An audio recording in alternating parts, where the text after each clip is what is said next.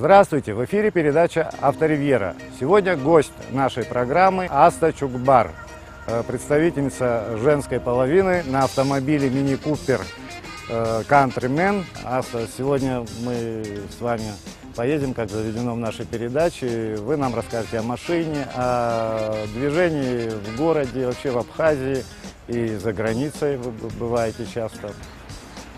Пообщаемся. Ну что ж, поехали. Поехали.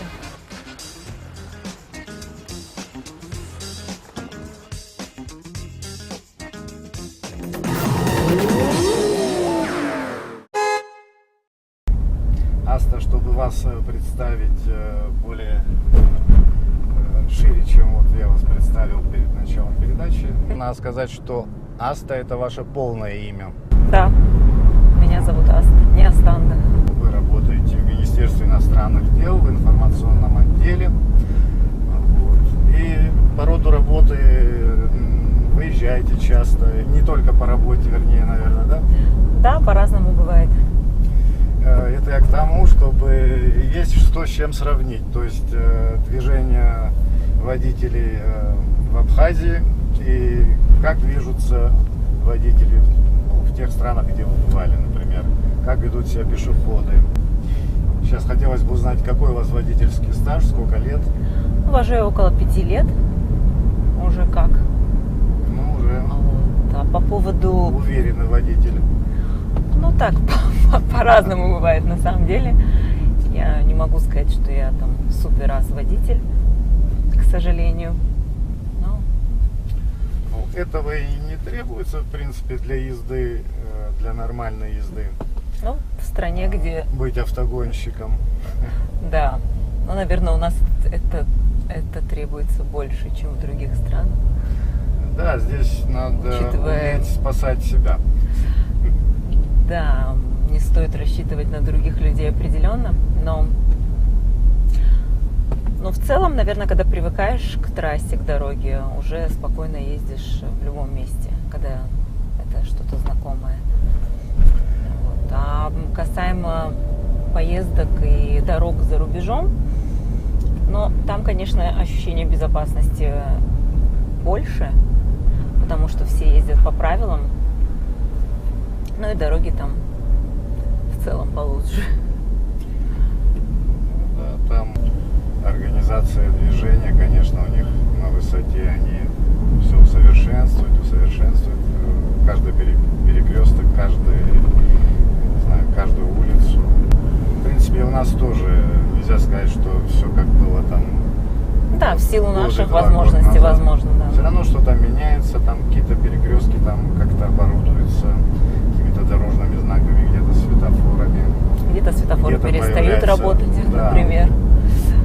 Со светофорами у нас вообще беда. Я делал в 2-3 передачах, говорил и даже подробно показывал, что некоторые светофоры у нас просто противоречат самим правилам. То иногда он у нас просто-напросто не работает.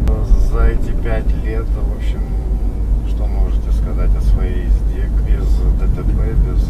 Ой, да, слава богу, без ДТП. Были, конечно, опасные ситуации, но все обошлось. А вот. Если не было ДТП, значит, вы очень внимательный водитель. Это по Либо дорогам, мне просто повезло. По нашим дорогам это непросто. Но на самом деле просто я не люблю скорость. Вот, и стараюсь даже на трассе не держать большую скорость. Вот. Ну и верю в силу ремня, кстати говоря. Я пристегиваюсь практически всегда. Ну, на нормальных скоростях ремень он отрабатывает свое. Но если скорость там за 140-160, конечно, Ну, его возможности тоже. Да, ну как бы предполагается, что люди не ездят со скоростью 140-160, разве что там по автобану. Но, то есть в целом я люблю контролировать машину, поэтому, как говорят, если скорость больше 80 километров, то уже машина контролирует водителя, да, так Шумахер или кто там говорил, я не знаю. Но, в общем, люблю ездить не быстро, ну, правда, не могу сказать, что там 30-40 километров в час. Если говорить о трассе, я часто езжу из Сухума в Пицунду каждую субботу и воскресенье. Вот. Но не знаю, я даже не знаю, что сказать о самом вождении. Ну, что касается скорости, конечно, ехать ниже скорости потока тоже, оно несет тоже определенные сложности другим. Да, это особенно часто такая проблема возникает с туристами, например, да, потому что их запугали.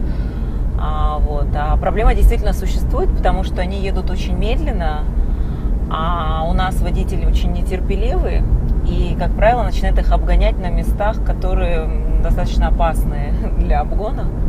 Вот, и из-за этого возникают зачастую аварийные ситуации. Поэтому рекомендую всегда ехать со скоростью потока.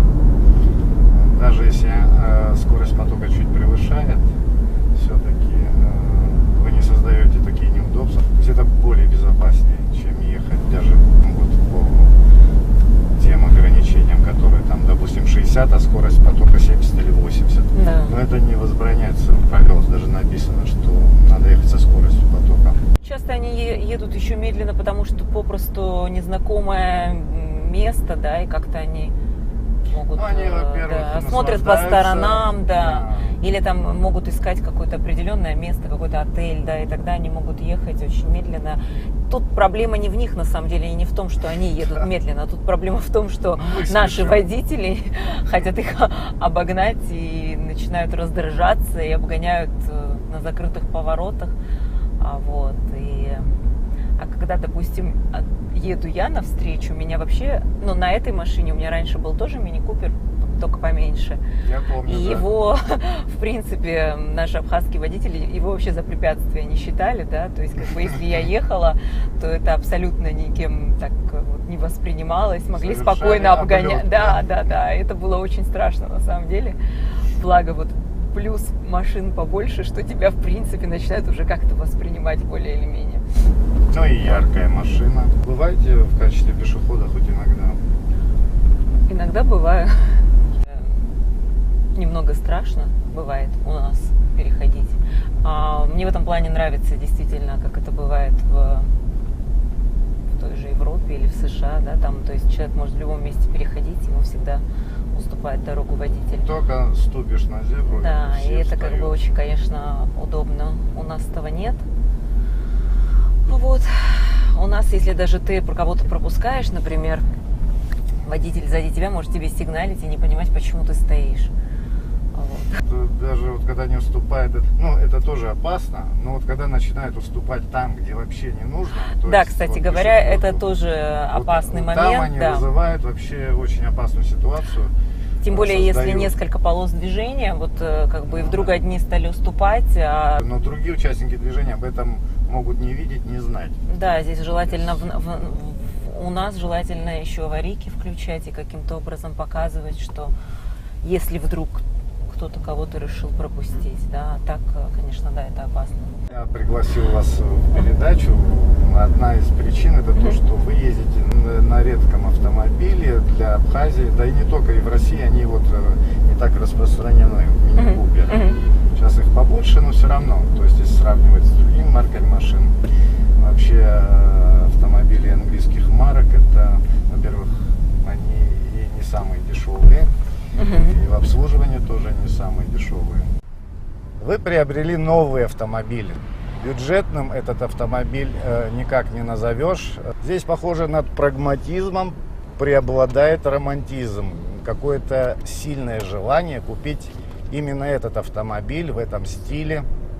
Ну да, в принципе, у меня это была любовь с первого взгляда. И я даже, можно сказать, научилась водить ради того, чтобы приобрести мини-купер. Это было после фильма «Ограбление по-итальянски». Вот, и там как раз 3 мини-купера. Вот, и они меня очень сильно впечатлили. После этого я как бы влюбилась в эту машину. Кстати, оригинал этого фильма есть, да, старый, и там тоже мини-куперы. Старенькие. Сейчас они мне даже нравятся больше, на самом деле, они такие стильные, такая ретро-машина. Вот. Ну вот с тех пор я полюбила эту машину и как-то вот всегда считала, что если я и буду менять мини-купер, то скорее всего, только на Мини Купер.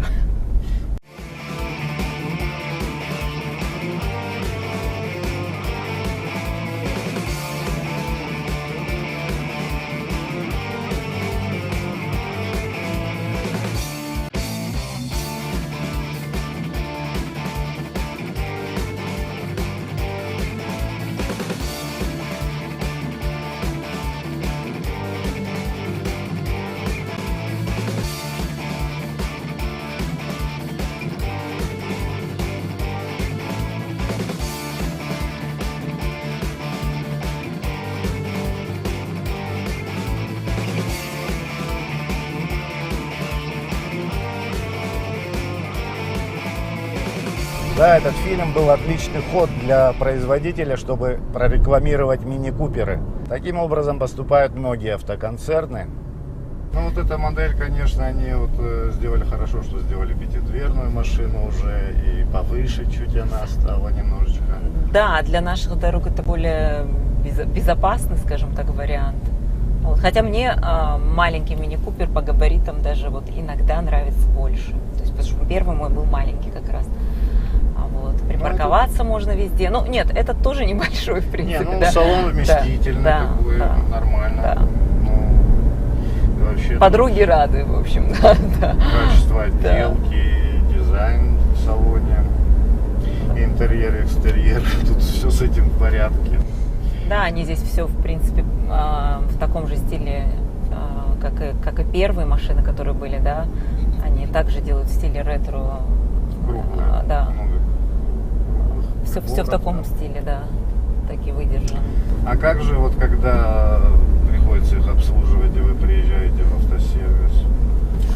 Ну, уже нормально, уже потому что мини-куперов в Абхазии немало, да, и как-то уже, в принципе, более или менее знакомы с машиной.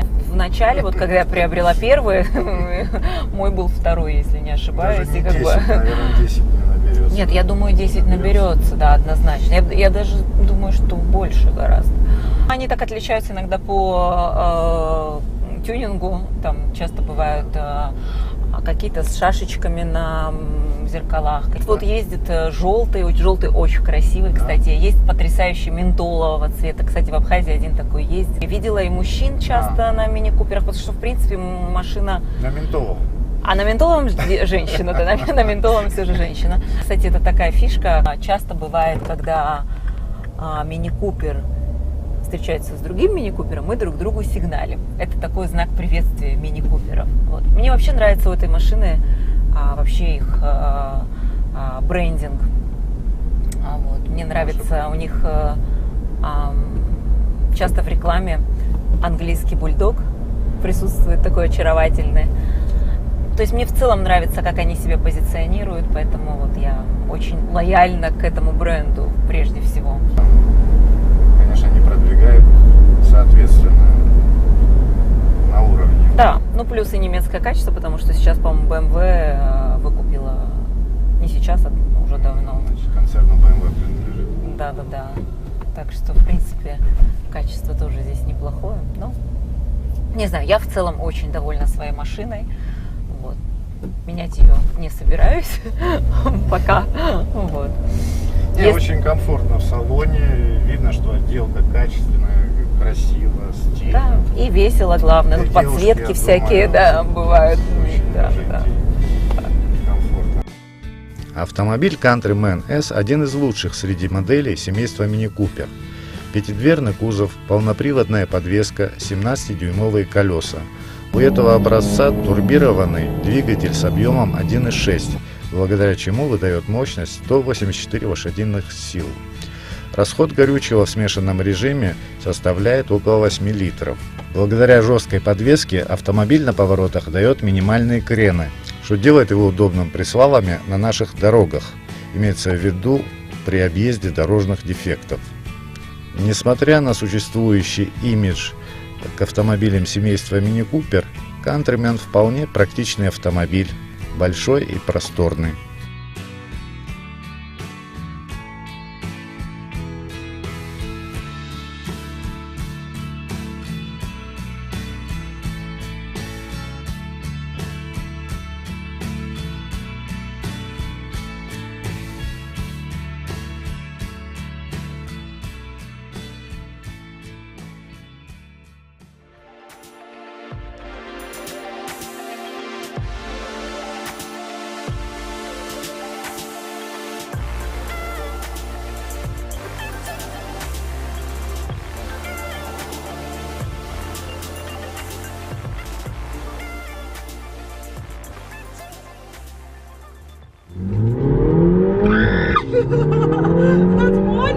you notice the difference? Yeah, our radar detector's not plugged in. No, it's coming for me. No, that's so fast.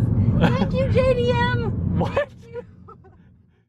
Да, но вы знаете, на самом деле это не прям женская машина. Вот опять же, за границей на ней очень часто можно встретить мужской пол. Мистер Бин. Вот, да.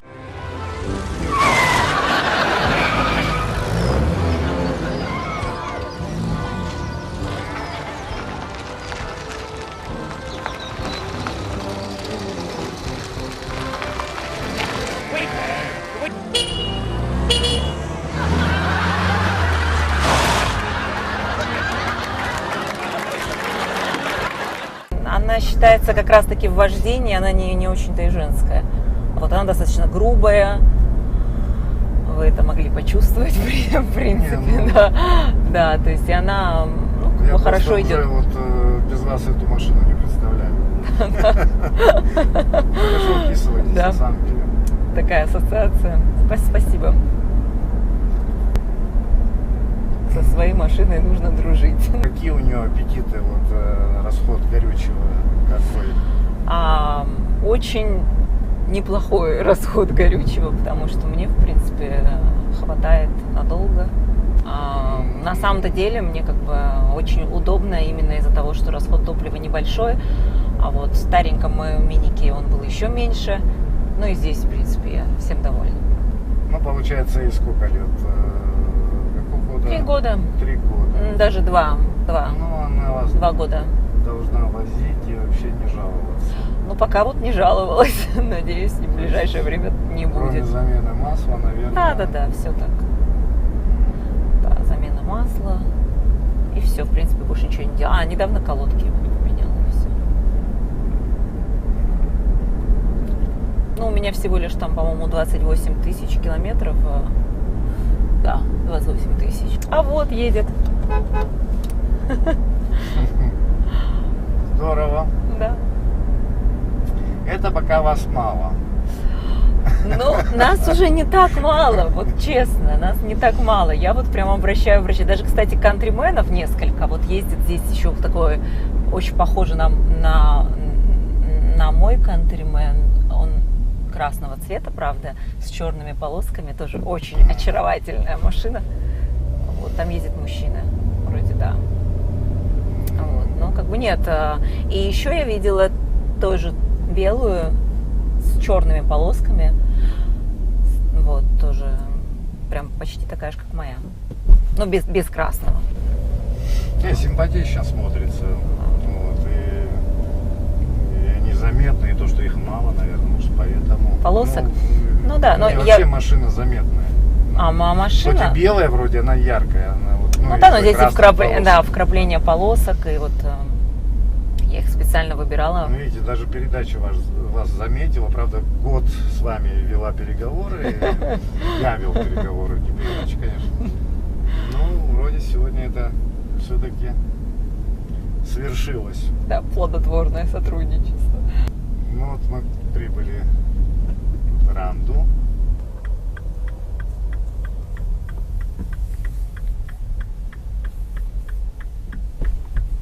За эти 5 лет какие-нибудь курьезные случаи, может, припомните за рулем? Не знаю, что вспомнить. Только когда начала водить машину, буквально там первые несколько месяцев, и у нас был корпоратив новогодний, я ее оставила на парковке в Эрцах. Было очень-очень весело, и тут по микрофону объявляют: хозяин мини-купер 212, выйдите, пожалуйста. В общем, выхожу, стоит парень и говорит: простите, я, в общем, ударил вашу машину. Да. Вот, он был выпивший, но очень вежливый, правда, и, в принципе, он мог бы уехать, да, но как бы решил признаться в содеянном. Вот, ну, подхожу я к своей машине. Ну, с ней ничего, в принципе, особо не произошло, даже повезло, что там возле фары было помято чуть немного, но как бы нормально.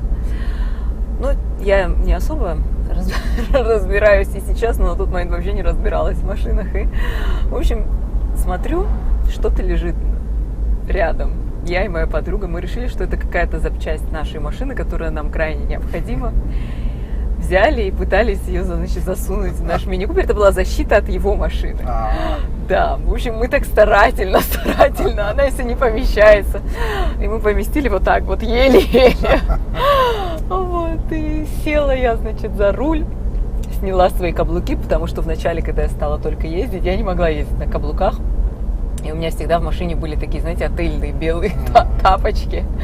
Вот, и вот в своих этих белых тапочках поехала я домой, приезжаю, встречает меня дядя, я ему говорю, вот так, в общем, ударили мне мою машину. Когда это что? Я говорю, это? Я ж не знаю, что это. Но это вот ударили, что-то отвалилось. Да. Вот, так что, случаев было много разных. А потом вы ему вернули? Да. Потом уже с ним общалась не я. Вот, но... Так что все закончилось, слава богу, хорошо. А так бывало, вот как-то, когда только поставили камеры, меня, значит, оштрафовали за превышение скорости. Один раз за то, что я ехала 60 километров, а второй раз я ехала 84 километра. И на камере это было зафиксировано. Ну и когда я пришла платить штраф, я говорю милиционеру, а у вас кто-нибудь вообще есть, кто платит за превышение скорости 87 километров? Я сначала сказала, кто-нибудь у вас есть, кто вообще платит? Он говорит, конечно, вот тут все стоят и платят. Я говорю, а 87 километров? Нет, 87 километров только вы, или 84, я уже просто боюсь соврать. 84 или 87, что такое было. Не, ну без разницы, там этот робот зафиксировал. Да. Но тогда как раз это только поставили если камеры. Если бы ехали бы 160, он бы ничего не зафиксировал. Да. Если бы я была из той, кто ездит 160, я бы не посчитала нужным, наверное, еще и прийти и оплатить этот штраф. Не, ну там не оплатить будет сложно, наверное, сейчас. У меня тогда был штраф большой, потому что это первое время, пока только поставили, у меня получалось за вот этот вот 80 с чем-то, я заплатила 3000 рублей штраф. То есть это, значит, где было 40? Да, где было 40 тогда вот, но потом они поменяли, то есть это буквально был первый месяц, что ли, когда только поставили. Мы прям в передаче, вот в Приморском как-то тогда был начальником ГАИ, еще работал на Урсмыре, и там вот этот участок, где 40 километров, было 800 метров. Да, вот там я и... И мы вот спросили, вот какая необходимость вот эти 800 метров человеку ехать 40? Можно же поставить 60, потом 40. Да, ну вот у них там это как раз стояло, и вот у меня получилось. Как-то там не в эту пользу как-то высказался, но буквально через там месяц не прошел, появился знак 60. Да, но я вот попала просто не в тот момент. То есть от передачи бывает польза иногда. Да. То есть теперь, если я буду ехать 87, я заплачу штраф поменьше. Мы замечаем какие-то такие вещи. Вот Уместинский мост мы как-то там фантазировали, что было бы хорошо, если бы здесь там световую иллюминацию какую-то сделали, как там мост в Будапеште или еще где-нибудь. Через месяц появилась, ну правда не такая, как Будапешт. Да, ну поставили фонари, протянули какую-то горящую ленточку. Ну да. Не, ну вообще очень хорошо, что вся трасса освещается последние годы, и это как бы очень удобно. Единственное, как только я поворачиваю в Пицунский поворот, а зимой там на этом все заканчивается, да. Да, зимой темно, ночью темно. Вот, поэтому я, например, стараюсь, когда я езжу домой, да, на выходные, для меня вот я стараюсь просто до темна. К сожалению, вот Пицунда осталась без освещения. Вот. А так, как бы, это очень удобно, особенно Эшера, что все освещается. Уже пора включать свет. Ну, в смысле, на дороге уже темнеет. Да, у меня на автомате стоит, видите, оно как бы. Это да. Да. Не, вот ездить со светом, с включенными фарами хорошо, это и днем, не только ночью. Потому что у нас вроде пока обязаловки такой нету по правилам еще там. Но это удобно, видно, что автомобиль движется, и гораздо раньше это видно. Да. бывает еще в серую погоду, серая машина, без фар вообще Да. неприметно. Но иногда некоторые ездят только на дальнем свете, у нас такой тоже. Ну, есть. Я знаю такого одного человека. Но, кстати, вот в Гагарском районе я замечала, что так ездят все, а в Сухуми как бы с этим получше. Может, все-таки из-за освещения того же дела, я не знаю. В Гаграх вот одно я заметил, там ездят медленно, тихо, то есть скоростной режим соблюдают. Может, в сезон, потому что, опять же, туристы, они просто Не-не-не. могут... Там вот как только въезжаешь в Гагру, они все так тихо едут. Правда, я не замечала Не знаю особо. почему, то ли они часто ездят в Сочи, как-то их это дисциплинирует, Да? скорее всего. Я Не думаю, знаю, вот что насчет скорости не замечала. там Ну, они конечно, здесь, привыкают соблюдать. здесь-то в Сухуме, если ехать в обеденное время там, или днем, то здесь, в принципе, тоже особо скорость не держит. Да? Тут самое опасное начинается после 9 часов вечера, Ну, когда мало машин. когда да, мало машин, и все выезжают. экстремалы выезжают на трассу. Да, и вот, Сегодня гостем нашей передачи была Аста Чукбар. Спасибо вам за время, которое вы уделили нашей передаче. Всегда счастливого пути вам. спасибо большое.